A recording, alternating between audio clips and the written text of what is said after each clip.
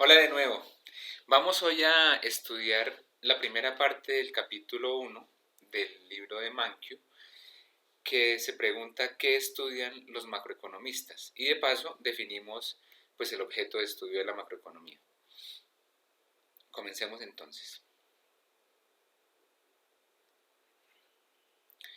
¿Qué estudian los macroeconomistas? O antes de eso, la macroeconomía se define como el estudio de la economía en su conjunto, es decir, como el estudio de los grandes agregados económicos de un país, el nivel de empleo general, el crecimiento de los precios, los flujos de comercio, todas estas son variables que estudia la macroeconomía.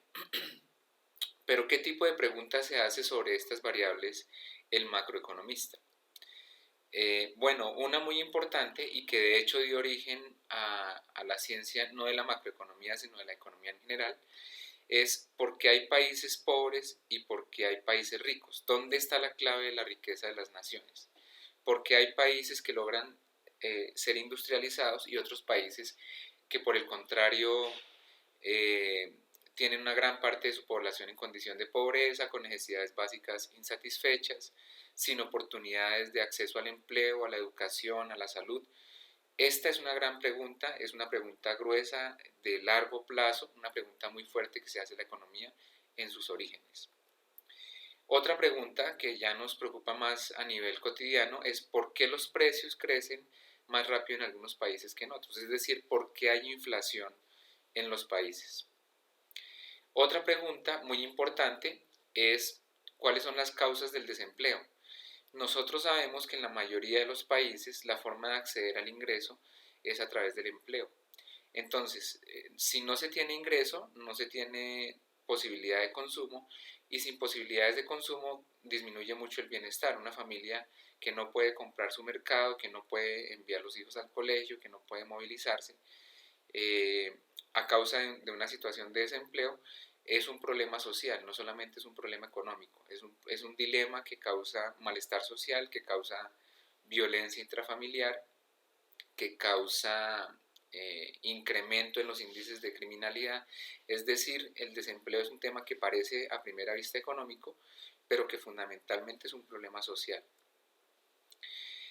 ¿Por qué algunos gobiernos gastan más que otros? Aquí vemos el caso del gobierno americano, los déficits que se incurrieron en los dos gobiernos de Bush hijo, que ustedes ven que se dispararon en los últimos 2 años de su gobierno y los cuales tuvo que recibir Obama como herencia económica, digamos, presupuestal de su gobierno y tuvo a cargo el manejo de una crisis complicada que implicaba tener que gastar más en un comienzo para poder recuperar los niveles de empleo.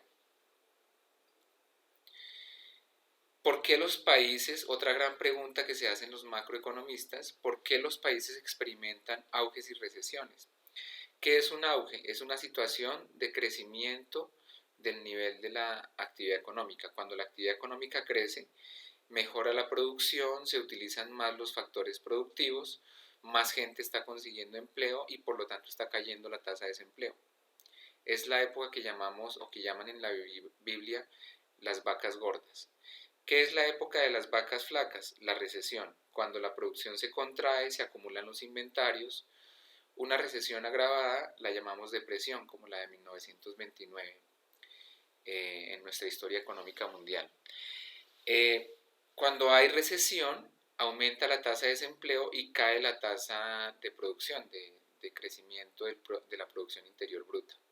Luego viene una recuperación y lo que es, digamos, interesante y conforma un desafío es que estas auges y recesiones que conforman los ciclos económicos no son homogéneos entre países y no hay una sola causa que los explique. Entonces la macroeconomía trata de examinar por qué se producen los auges y las recesiones y por qué duran más o menos en diferentes países.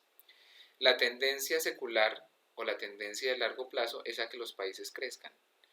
La diferencia en la tasa porcentual de esta tasa de crecimiento, que en esta gráfica es la línea roja, el hecho de que en algunos países logren tasas de crecimiento de largo plazo del 3, 4, 5%, explica por qué hoy son naciones industrializadas, es decir, el crecimiento de largo plazo.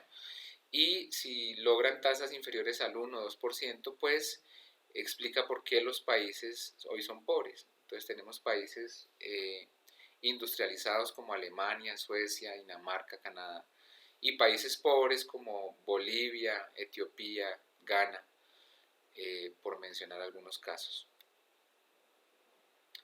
La macroeconomía, al afectar a todo el mundo, está implícita en las grandes discusiones contemporáneas, por ejemplo, la pertinencia de la zona euro, qué tan bueno es para los países miembros esta zona de comercio y moneda única, qué implicaciones tiene para Estados Unidos el hecho de que ha mantenido desde hace más de 3 décadas un permanente déficit en su balanza comercial que no ha hecho sino profundizarse recientemente y digamos volverse estructural el déficit comercial de Estados Unidos, dado que Estados Unidos tiene una gran importancia en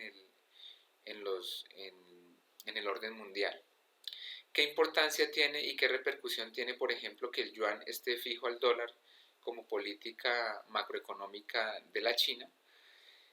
Es otra gran discusión de política contemporánea, de política económica y de economía política también.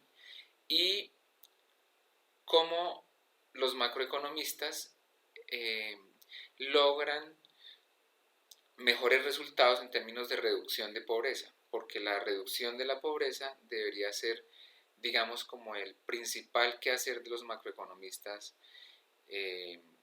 a nivel mundial. Bueno, esto es, digamos, la primera parte del capítulo 1.